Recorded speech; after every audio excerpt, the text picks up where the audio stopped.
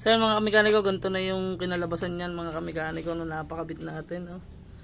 Saktong sakto na yan mga kamekaniko ha. Oh. Saktong sakto na yung cable. Baka meron na naman dyan mag comment na bali daw yan. Saktong sakto na yan. Napakaganda din pisilin mga kamekaniko. Diba? Napakaganda. Yan, nagagawa lang tayo pala nito mga kamekaniko sa mga nire-restore lang natin kasi napakatilpil gawin. You know? Pero kung mayroong mga o-order dyan, di PM nyo lang ako kung sakaling ano, baka pre tayo kung may magawa tayo dyan. Napakaganda. Clutch arm. Diba? Stock na clutch arm, pero stainless. Ano, ganda.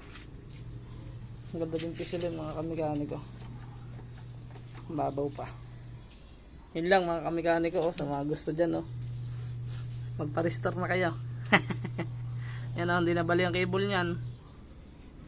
Diretso na yan. Baka may mag-comment pa dyan na sabi bali. Yan, diretso na. Yun lang mga kamekaniko. Share ko lang yung aking ginawa para di makita na may-ari. Na ito yung ni-request niya. Nire-request to mga kamekaniko. Yan.